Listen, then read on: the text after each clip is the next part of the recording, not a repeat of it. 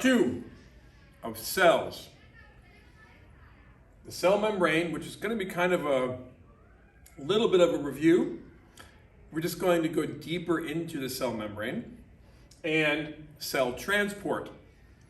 Not how cells get from here to there, or how do things go in and out of the cell through the cell membrane, okay? And hopefully you've answered these questions for your bell work.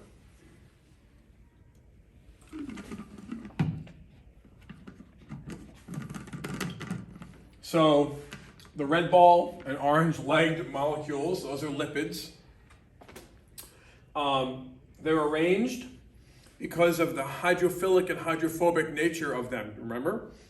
The hydrophobic, the fearing part, are inside, and the hydrophilic are outside. This is all a review, we should know this. The blue objects are proteins. And what does the above structure have to do with the unicellular organism pictured here? The paramecium. And there are multiple ways to answer that, but if you put something about protecting its internal environment from its external environment, then you're good, okay? So again, what is the cell membrane? It separates the internal from the external, right? And it regulates what's going on in and out of the cell, at the doorways of the cell. It regulates what's happening there. So it lets some things through and others aren't let in, okay? That means it's semi-permeable. Semi-permeable is the definition of that.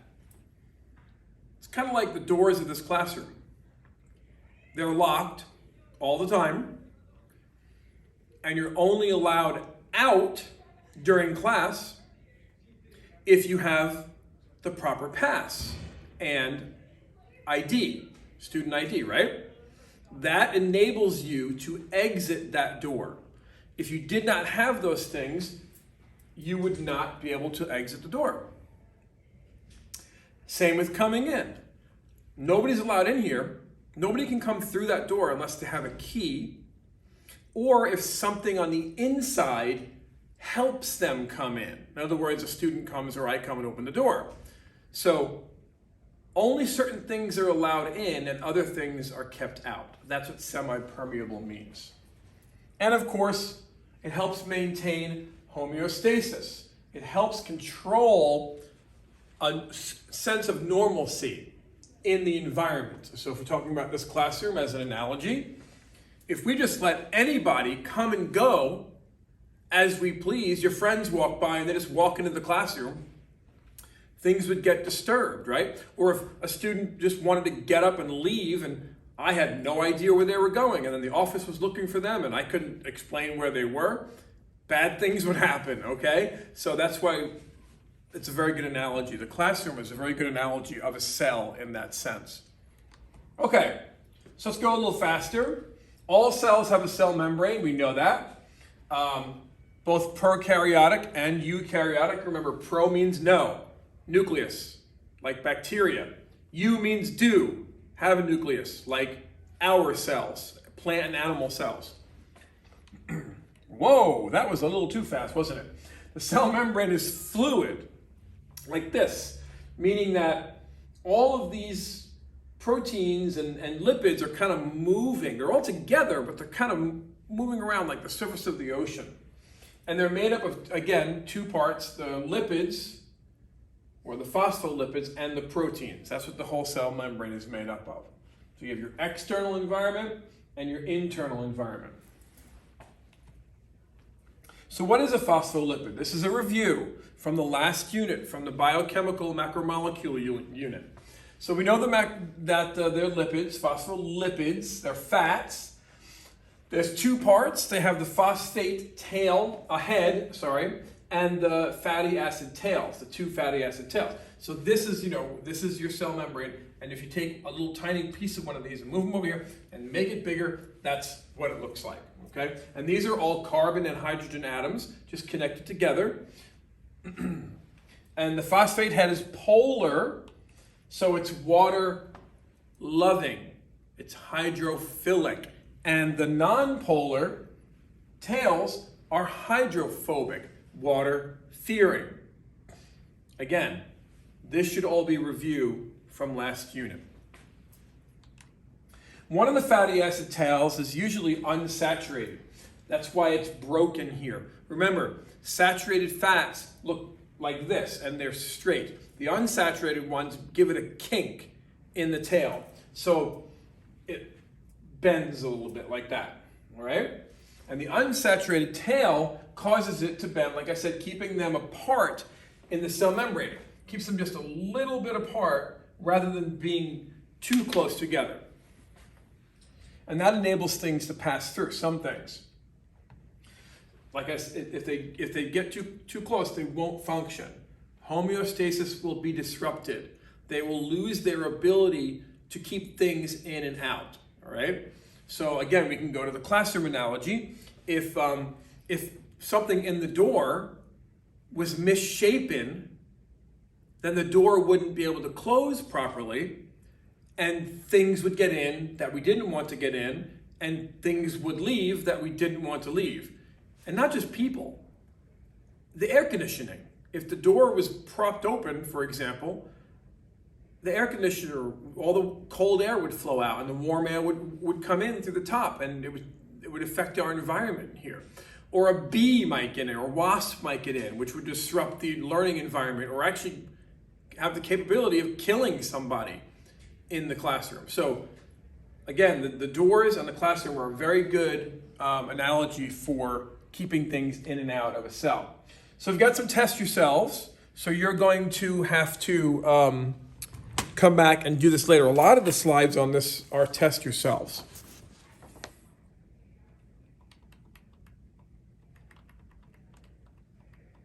So we're jumping right to slide 8 now. How do the phospholipids arrange themselves? So all of the heads face each other. I mean, not each other, face the water out, okay? They're touching each other, but only because that's where the water is, okay? They line up to each other because they're water-loving. The surface of the membrane, therefore, will have a charge because of all the polar heads. All of the tails are going to face inside toward each other because they don't want to touch the water. They're non-polar. We learned about in the water unit, in the first unit, we learned about the nature of water and how it has the universal solvent ability because it is polar. It doesn't mix with non-polar things. And so therefore there will be no charge because all of the non-polar tails being in the middle. So we're on slide 9. Water will be attracted to the membrane, but it is not going to be able to move through the middle. So you're not just going to have this free-floating movement of water because of those tails. They say, nope, you can't go through. So water will be on the outside, and that's called extracellular. Outside is extracellular. Inside is intracellular. Inside, okay? Extra, like exit. And the result will be a double layer of phospholipids, which is separating the cell from its environment. And so this is what they look like kind of cut away, okay? So you've got and you've got liposomes. This is the cell membrane. So other vesicles and things like that will also have these bilipid layers. If you took the cell and kind of chopped a piece out of it, so it's three-dimensional, this is of course not to scale. These would be a lot smaller, a lot thinner, and all of your organelles would be inside. And there is water inside and outside, but there's a maintenance between the two, which we're going to talk about later in these notes. Okay. So what model do we use? The model is called the fluid mosaic model. It's fluid because things can move. These proteins can actually move, depending upon where the cell needs them, through the bilipid layer, or the lipid bilayer, because of their necessity, where they're needed. If the cell needs that protein, like here's a cell, and this is where the problem is, okay, or where the need is for the protein. They can move those proteins over here because it's fluid. Imagine this, okay? Imagine this was our wall of our classroom, which it is, and I didn't want this window here anymore. I needed the window to be over there now. So all I would have to do is grab the window and slide it through the wall to where I needed it to be. That's exactly what these proteins are, and that's why it's called fluid mosaic. Mosaic, like a tile mosaic, different tiles that make a picture. All of these little parts are making a surface, and the proteins can move through them freely, okay? So the membrane is moving around like a sea, like things like buoys and boats floating on a sea, but not just on the surface, kind of through the surface like this, like a boat, I guess. So the mosaic is made up of a lot of different things. Notice how a lot is 2 words. Repeat that. A lot is 2 words. Thank you, because so many students write that as 1 word, and that is incorrect. Phospholipids keep water on either side. We already know this. We said this already. And they do allow small and uncharged molecules through the membrane. So that means large and charged don't go through. Large and charge. Remember that. No large and charge. Whoa, went too fast. Proteins allow other things. So the membrane itself will allow passage, but the proteins are necessary for larger charged molecules. All right? The phospholipids, small and uncharged. Proteins, larger and charged. So there are different kinds of proteins: cholesterol, glycoproteins, glycolipids. So cholesterol keeps phospholipids from getting too close together or too far apart. So do we see that? Yeah, here's cholesterol. That's these yellow things, these yellow pieces. That's cholesterol. Glycoproteins made up of protein and glycol sugars. So that's these blue ones. And that's a carbohydrate, that's the sugar on top. So it's kind of a sugar connected to a protein. And then glycolipids are, where are they here? Somewhere, I just saw it here, I thought, right there. The green ones, okay? And they are important for signaling. So if a cell is going to talk to another cell, you want to make sure that they have these signals on the outside. This has one very good example is if you donate blood. If you donate blood and the wrong receptors, if you give like somebody who's a blood, the wrong type of blood type, they could die because they won't have the right receptors on the outside of the cell, and the body will reject that blood, and it can cause problems inside the patient. So, and see how the cholesterol keeps them separated? All right. So, remember, cell membrane is in flux with all of its parts in motion, just like this. Kind of, these are like bobbing up and down. These are surface proteins. The cholesterol connects them together, keeps them from drifting apart or too close together. When the temperature increases, this is important to know. When you increase the temperature, the cell membranes start to fall apart. That's what happens when you get burned, okay? Or boiled. If you boil meat, the cell membranes start to fall apart. And the cholesterol will grab them and hold them close together as much as it can. But if you're cooking meat, obviously, cooking a living thing, it's not going to be able to hold together at all. And when it gets too cold, it also keeps them apart. Because things contract when they get cold and things expand when they get warm. So the cholesterol is doing its job keeping all that together, keeping all those phospholipids together. So remember, if it's not fluid, if it's not moving around, if the things aren't moving around, then the stuff that needs to get in the cell can't get in, and the stuff that needs to get out of the cell can't get out. It's like if it got too cold and the door has got, frozen shut. Something would need to keep the door from getting stuck. So the only molecules that can move through the cell membrane, we're on slide 14 right now, are small and nonpolar. We said that already. An example would be molecules like oxygen and carbon dioxide. That's a really good thing. We don't need to do too much or expend too much energy to get the oxygen we need into all of our cells and the carbon dioxide out, our waste product, right? Because they're nonpolar and they're small. They sneak through the tiny gaps here. They don't need a protein to come through. So it's called,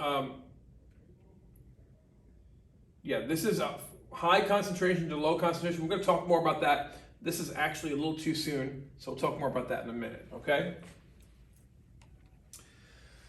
So large macromolecules, these guys have to be digested into monomers before they can pass into a cell. So this is what we were talking about in the last unit when we were synthesizing macromolecules and hydrolysizing them. Remember, synthesis make, hydrolysis break. Using enzymes and everything, or is this ringing a bell? The larger molecules won't get in. So if you eat your food, your cells can't take a sandwich in, right? They have all those macromolecules, the proteins and the lipids and the carbohydrates particularly, all have to be broken down into their monomers. So glucose, amino acids, nucleotides.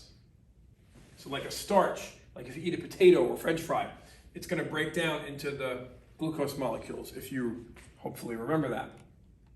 So the water and smaller molecules, again, are so small and they're polar, they don't need to travel through proteins. But the larger ones do, okay?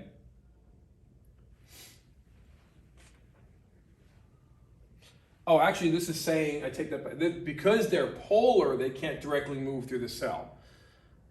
Oxygen and carbon dioxide can. They're nonpolar, but they're small. So water and glucose are small. The little tiny glucoses that are the monomers, but they're polar, so they still need proteins. Proteins allow material in and out of the cell. We know that already. So here's a protein, and it will take whatever it needs on the outside and move it through to the inside. But of course, there's a process, right? So here's another test yourself. I'm going to come back and do this later, another time.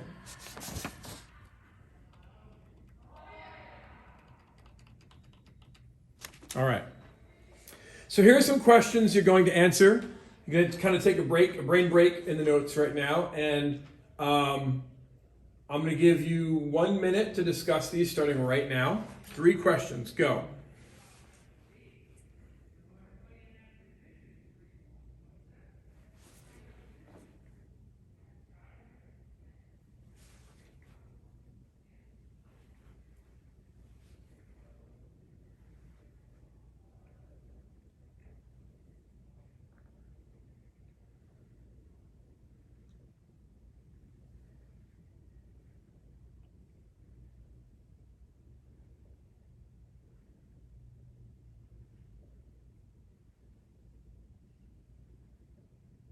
15 seconds.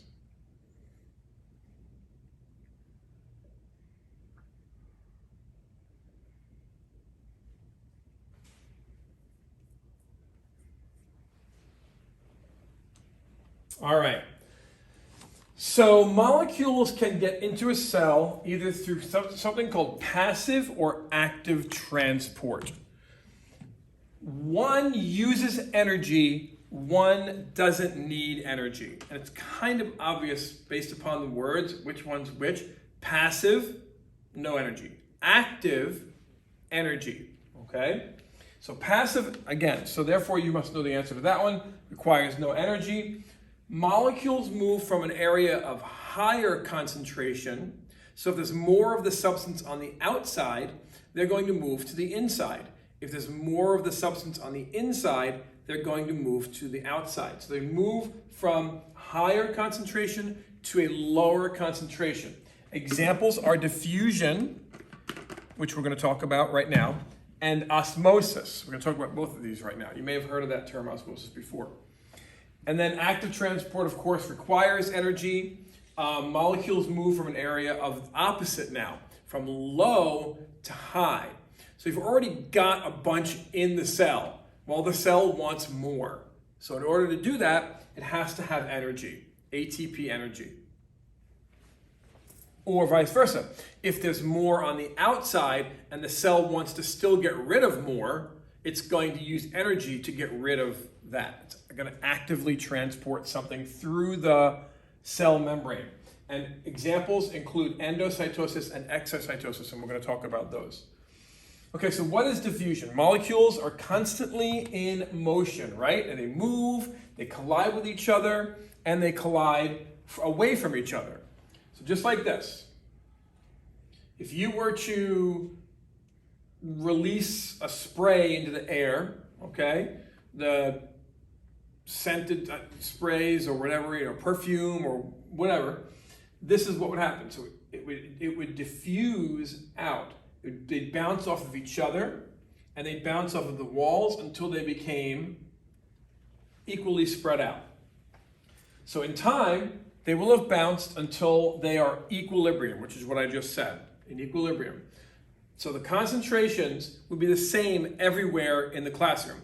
So if I sprayed a spray right now, right here, it wouldn't take very long for the people in the back of the room to smell it.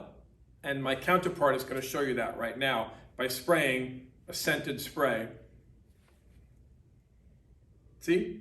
And so the people right in front are going to be smelling it in any second. And then the people over here, it just takes a matter of time for all the particles to bounce and collide, and eventually you should start to be smelling it halfway through the classroom right now, you guys right there, and now very soon you guys should probably start to be smelling it as well. So it's like cinnamon, all right.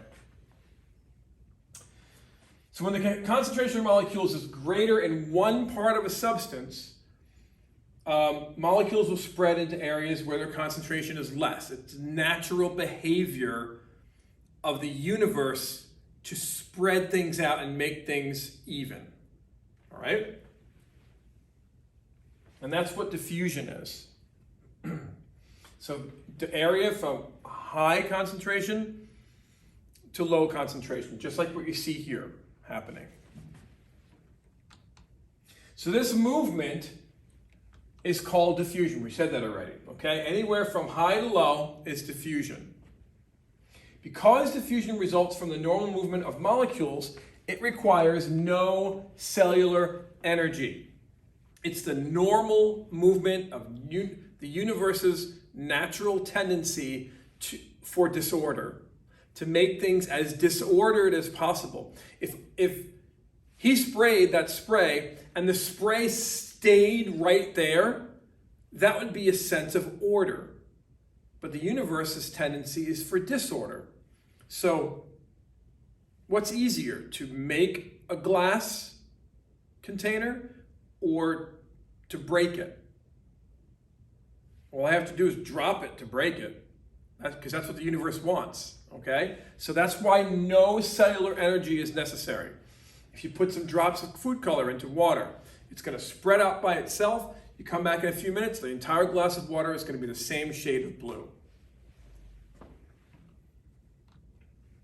So how is diffusion like going downhill? This is to those referring to those questions that you just did before with the people at your table, and you had a minute to answer them. So molecules are moving from high to low. So make sure you're circling the right ones here. We've already said this like 2 times already before. And the process does not require any energy. I'm going downhill. Okay? And it's sometimes called a gradient, a concentration gradient, like a slope, a grade. But we're talking about the concentration of particles, so it's a concentration slope or gradient. Molecules tend to move down a gradient, a concentration gradient. So here you've got something going on. You're supposed to label this in your notes. So this is a cube of sugar in a beaker, a big cube, okay? Or maybe it's a tiny beaker, I don't know.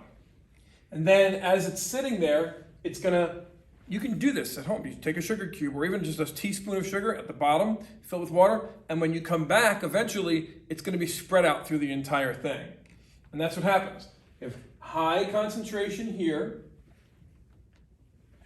and then it's going to start moving to the area of lower concentration until you get equilibrium.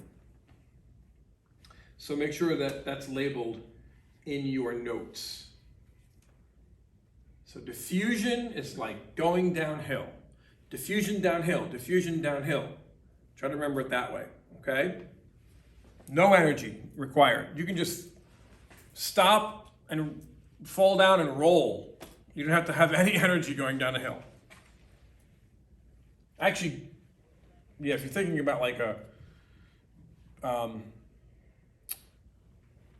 potential energy, that might be a different story. But okay, so many molecules diffuse into and out of cells across the membrane. So you have to, I believe you have to label something here in your notes too. All right, certain molecules can pass through a cell membrane, but others cannot. So if this blue line, this dotted blue line, or dashed blue line, is your cell membrane. And you can see that the larger ones are not going to pass through, but the tiny ones can pass through. So it's selectively permeable or semi-permeable, like we mentioned in that earlier slide, all right? Yeah, we come back and we revisit these pictures later, but you can see what's happening here. If you have a permeable membrane, only some of the, over time, so eventually it's going to spread out. But only certain things are going to go one way and other things go another way. I actually don't like this picture. I just realized I don't like this picture. Because it's letting particles go both ways, and that's not what's supposed to happen. Oh wait, I take that back. It is a good picture. You want to know why? Because this is a permeable membrane, not a selectively or semi-permeable membrane. So if you just put a membrane in there that lets anything through, okay, then it's going to look like this. Then you're going to get complete diffusion, but that's not what cell membranes are. They're semi-permeable. Okay, this was an anti-example. That's why I was a little confused. Okay, I knew I put it there for a reason. Sorry, guys. All right, so protein channels help certain molecules to diffuse into and out of the cell, and that is called facilitated diffusion. The word facilitated, oh, it's a big word. It just means helps. It means helped. Something's helping molecules diffuse into and out of the cell. And one of the most important ones is water, because that regulates the cell's shape. Water is used for so many of the processes that occur in breaking down your food and making food in plants and things like that, this is a very important process, okay? So this is comparing passive and facilitated. So remember, diffusion and facilitated diffusion. So here, these particles can go right through the membrane. These particles need help with this protein, a helper protein. If it's something that's helping it, it's facilitating it, okay? A facilitator. So because water molecules are very small, they're able to slip through the proteins in the lipid bilayer of the cell membrane. So they slip right through. Water molecules are constantly moving back and forth across the cell membranes. And that helps, like I said before, maintain that regularity, maintain that homeostasis that keeps everything in check. And the diffusion of water across a membrane is called osmosis. This only refers to water. Some of you might have a separate faucet at your kitchen sink. So you have your regular tap water faucet that has hot and cold water, and then on the side, and you might have some little cartridges underneath the sink that have to get replaced every once in a while or cleaned every once in a while. Those cartridges are typically reverse osmosis cartridges, meaning there's a filter, a semi-permeable membrane that pushes pressure on one side, pushing water through, but leaving the other particles out. So it cleans the water, it filters the water, only allowing water to pass through. So some of you have an osmotic filter in your home. And other things work that way too. You can get those life straws, the survival straws that you may have seen it, that they send them to third world countries so that they have clean water to drink. They work on reverse osmosis as well. It's called reverse osmosis because you're going the other way. You're pushing water through so that it cleans it. All right, so this diagram, well, this is a diagram I was thinking that the other one was. So, represents a beaker separated into two compartments. So this is a semi-permeable, not a permeable membrane. I was confusing the other picture with this one. And so you got liquid A and liquid B. Liquid A has 10% sugar dissolved in it and 90% water. So it's mostly water, but a little bit of sugar. And this one's 0 sugar and all water. And so you put these, you set this up this way with a semi-permeable membrane, an osmotic membrane, and then you wait overnight. And then you come back the next day and you see that level A has gone up and level B has decreased, gone down, okay? Because it's permeable only to water. So make sure you write this in your notes. You're going to indicate the direction of the water movement by drawing an arrow between the compartments. So the water is going to move from an area of lower concentration, of solute to a higher concentration of solute in order to reach homeostasis, in order to reach some sort of balance between the two sides. So predict what would happen by drawing in the liquid levels, and it's already been done for you, okay? So just make sure that you label that properly in your notes, all right?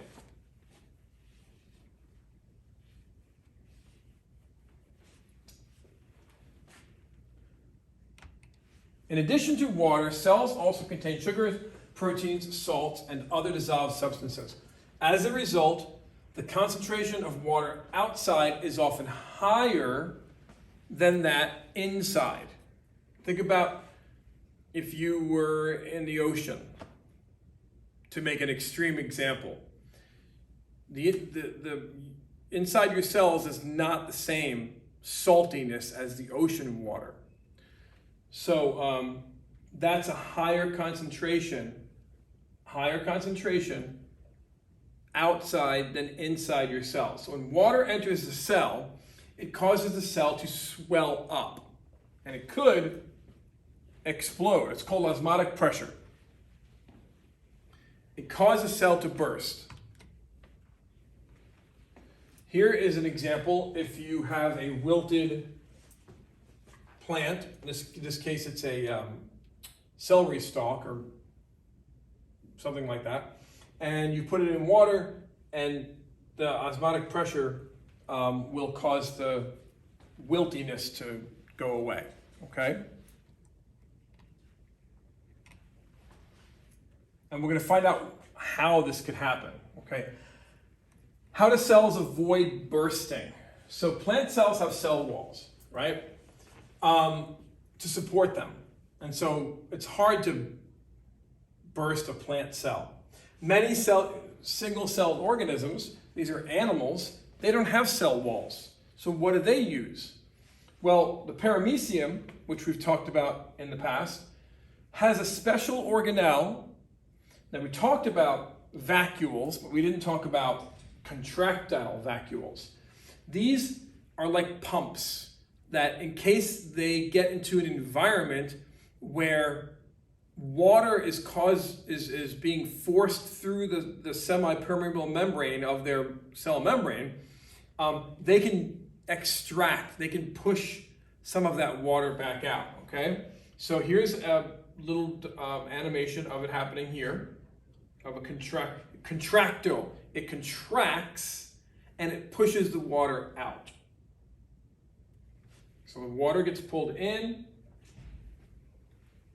and then it swells up, and then it expels it out of the cell.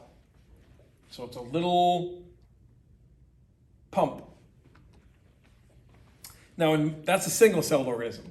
In multicellular organisms, this balance that exists between the concentration of fluids inside and outside, this homeostasis,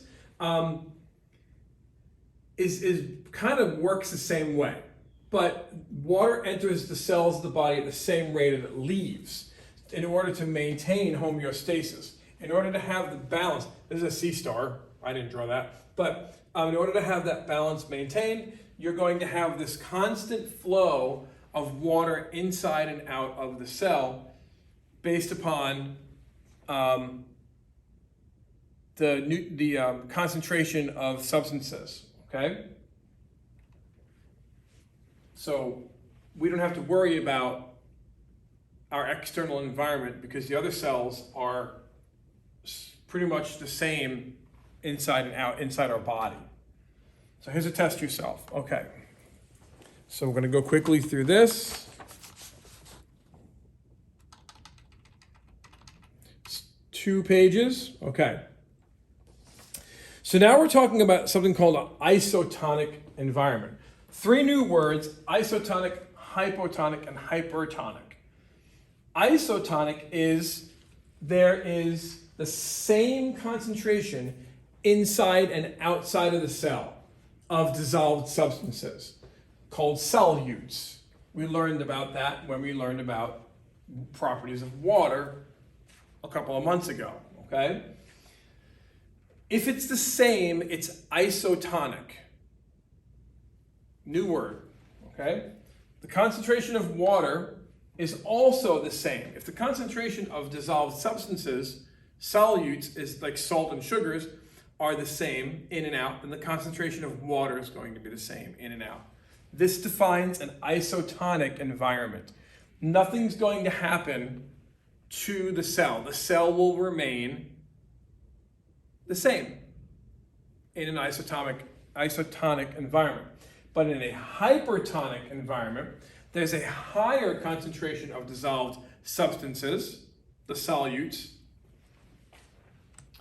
and a lower concentration of water outside the cell instead of inside the cell. Hypertonic, more solutes. Hypertonic, like hyperactive, you're more active. So hypertonic is there's more dissolved substances that you're going to put the cell into. And then hypotonic is the opposite of hypertonic. Hypo, there is a lower concentration of dissolved substances, those solutes, and a higher concentration of water outside the cell than inside the cell. So this is what happens to a cell in all three situations. And you have to know what happens to a cell when it's put into an isotonic solution. It's happy, no changes, because the concentrations are the same inside and out. Hypotonic, it's going to pull water in to help to try to regulate that concentration of dissolved substances. And so it's going to swell up. Hyper means that there's more outside, and it's going to send water to try to regulate that difference, and it's going to shrink, so it's going to lose water. Now, of course, these are animal cells. Plant cells will shrink and swell also, but that cell wall helps them maintain their structure a little better than an animal cell. All right, so let's talk about all three of these environments, okay? So we've got isotonic. Let's say that outside the cell is 98% water and inside is 2% solutes. And inside the cell is 98% water and 2% solutes. It's the same, right? So check one of these that applies. More water moves in, more water moves out, or water into and out is the same. Yes, obviously it's going to be the same. And then what's the effect? Is it going to swell and burst? Is it going to shrink? Or is it going to remain the same? Isotonic remains the same, right? Okay. What about a hypertonic? Let's change it to what we had on the screen before. Outside is 90% water, 10% solutes, and then inside stays the same. What's going to happen to the movement of water? Is water going to leave the cell or move out? Is it going to move in, or is it going to remain the same? We can tell by the picture that it's going to leave, okay? But the water is going to move out of the cell because outside is a higher concentration of solutes, and the cell is trying to maintain a balance with that environment. And then the effect on the cell is obviously going to be it shrinks in a hypertonic solution. And then obviously hypotonic. So here we're going to maintain inside of the cell is the same. We're going to put this cell into a hypotonic solution that is more water and less solutes than inside. So what's going to happen? Yeah, it's going to pull water in to get these numbers to be more even.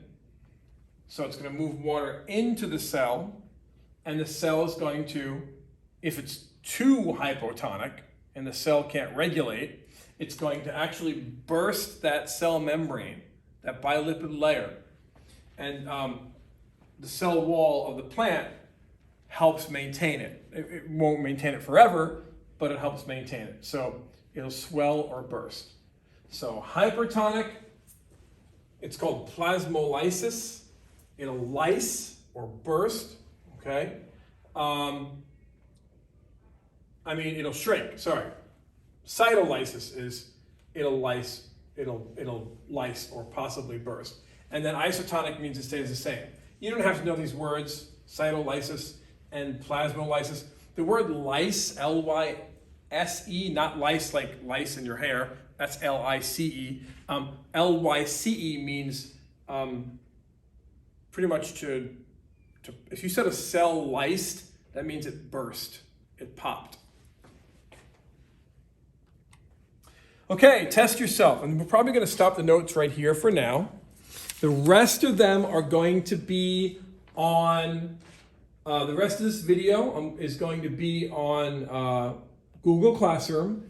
Your homework tonight is to go home, obviously, and watch the last few minutes of this presentation so that you can continue to fill in your notes and have a study guide for the quiz that's coming up next week.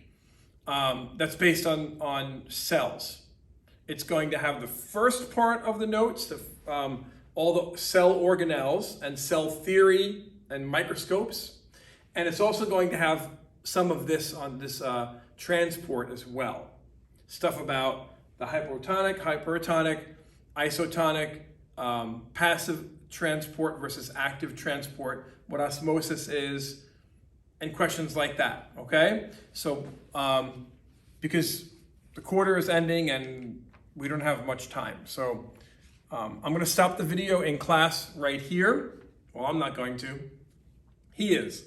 And then you're going to watch the rest of it for homework. What's your homework? Right.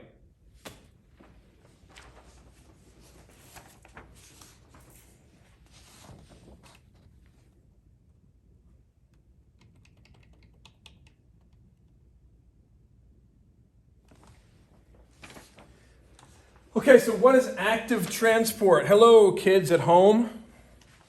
And if you're doing this in class, you're supposed to be packing up right now. So stop it.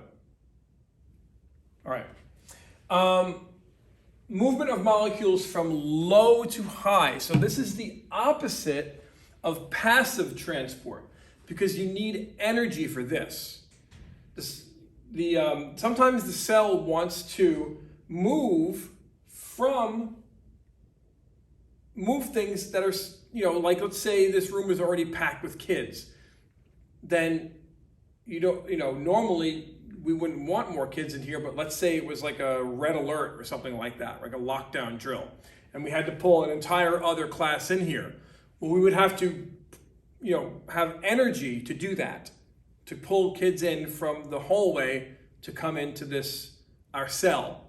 So that's another analogy using the classroom, how we already have a high concentration, but we want more, okay, for some reason.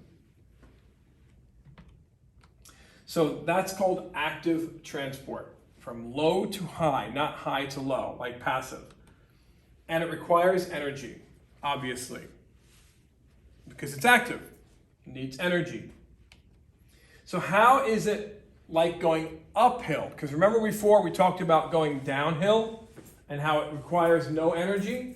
Well, now we're going uphill, and so you're going to circle low to high and does require energy. That's why it's called active, right?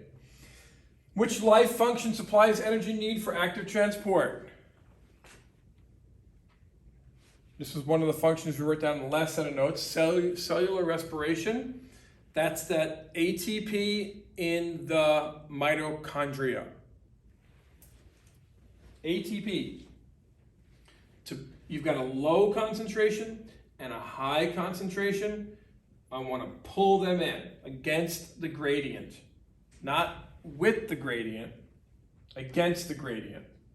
So mitochondria, like I said, is the organelle. And the energy is ATP. The molecule is called ATP. That's why it's like going uphill. In order to go uphill, you have to expend energy. So active transport is carried out by protein pumps. So you can see this is a really good animation on the bottom there. The ATP is being used to pump substances either into or out of the cell. And they work kind of like the turnstile at a stadium, where they only let certain molecules and ions in, but don't let them back out again. So you can go one way, but if you try to go backwards, it locks up and you can't go back in. So this enables cells to stockpile, to stock up for some future use of the substance in far greater concentrations than outside the cell, perhaps. It'd be like looking for gold, you know, and you've got a backpack on your back, and you already have 50 gold nuggets in your backpack, and you're in the wilderness, and you're just walking down the stream, and oh, there's another one. And there's no other gold nuggets anywhere around. The concentration is low, but in your backpack, the concentration of gold is high in comparison to your surroundings. And so what does it take to get that gold into your backpack? Energy. Just save it for later. Stockpile it for a later time. So the energy needed to operate the pumps is used to change the shape of the pump, almost like a turnstile door, okay? Just saw that happening there. I don't know why it stopped, but it did. Let's see if we can get it going again. There you go, okay. So it changes the shape of the protein.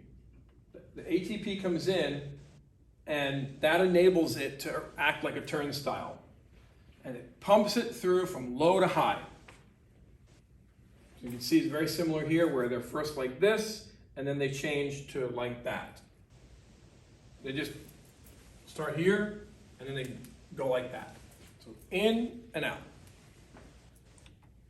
So how does active transport move large particles? Some particles enter a cell without actually crossing the membrane. So they actually, it's a vesicle. It's another little piece. In our video game that we played with the ship flying through the cell, you entered the cell this way. You came into the cell in this way. And this is called endocytosis, and another word which we're going to talk to you about, and exocytosis, but we'll get to that in a minute. Okay, so endocytosis is bringing in, taking in. Endo meaning inside, okay? A segment of the cell membrane actually surrounds the substance, just like you see in these animations here. Surrounds it, and it pulls it in to the cytoplasm. It's pretty wild. So here, just like this. The cell says, hey, I want that.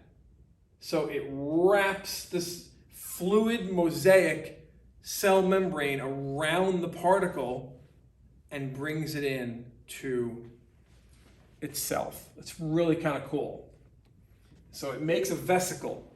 And you have to remember that video again that we played in class in the first part of our notes. You entered that cell in your little spaceship because it made a vesicle around you. And then when you got inside, you were able to, I guess, break out of the vesicle and fly around in the cytoplasm.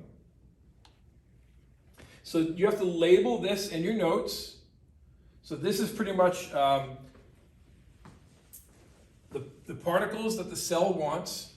It surrounds it, and then this part closes off here, making this cell membrane intact again, but pinching off and making this vesicle holding the particles inside that you need. And the bottom picture is very similar. So this is the labels.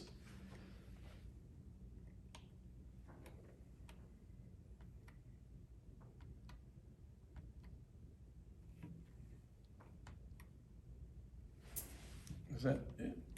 Oops, yeah, okay. So that's all the labels there. So that's the vesicle that's created here too. Again, that's the cell membrane pinching off. Here's the cell membrane again. This is just a more outside view, and then this is a really close up, really zoomed in view right there at the top of the same thing that's happening on the bottom.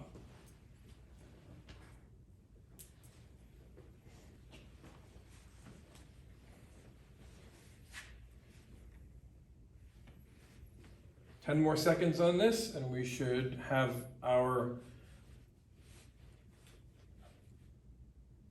diagram labeled, okay?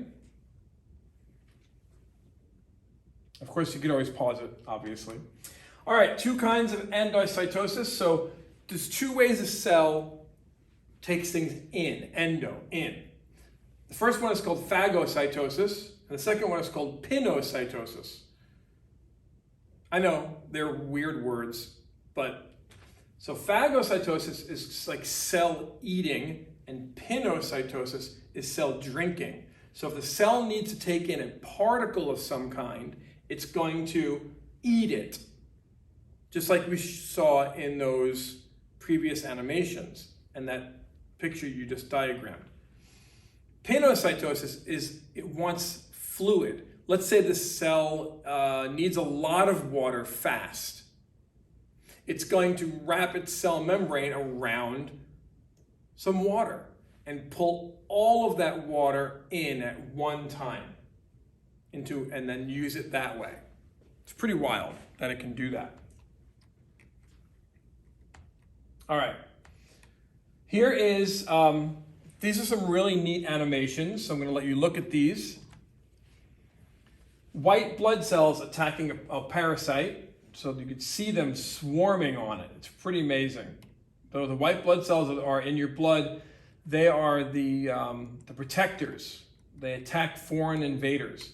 Here's a white blood cell chasing a bacteria through some other particles or through some other cells, because it's got those sensory proteins that they don't have eyes, they don't have a brain.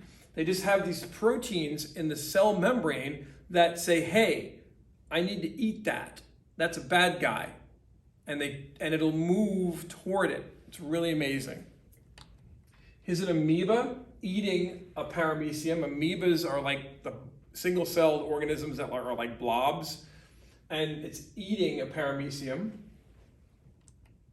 Here's a paramecium escaping from an amoeba.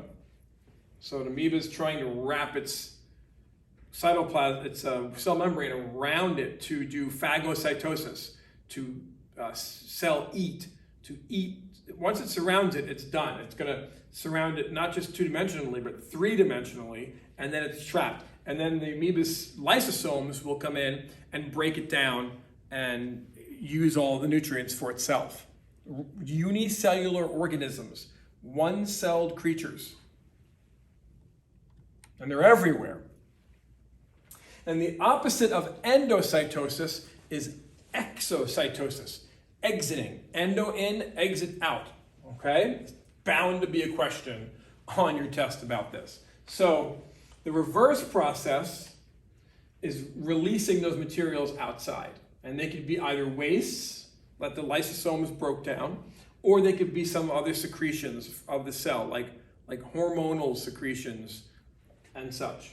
So during exocytosis, a vesicle containing any substance that was made in the, packaged up in the Golgi body and made by the ribosomes and the different endoplasmic reticulums, all based upon what the nucleus told it to do, right? Because the nucleus is the brain of the cell. So the whole process, and then it will create it and do the opposite. It will spit it out in the same way that it would pull something in, okay?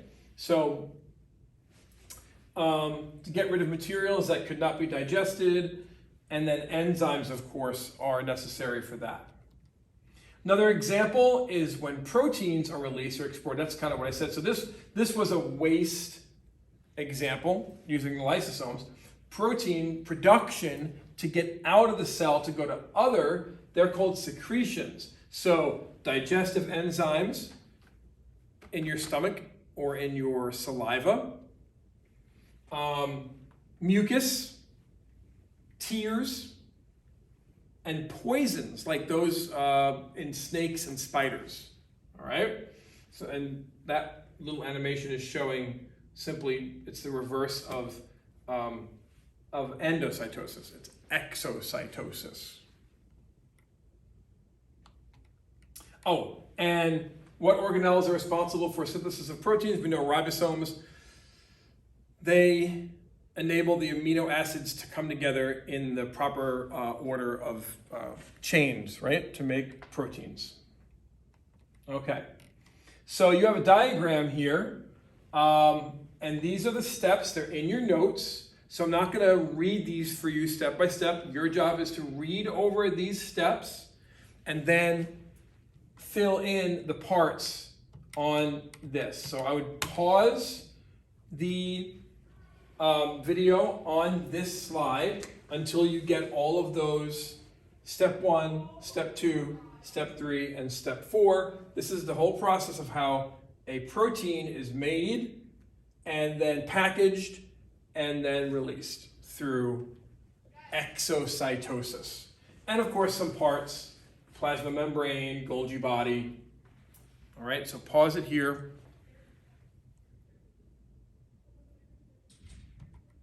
And then this part is test yourself. So you're going to use those words. My suggestion is to compare your answers with a neighbor when you're studying, and make sure that you guys have the correct answer for these slides.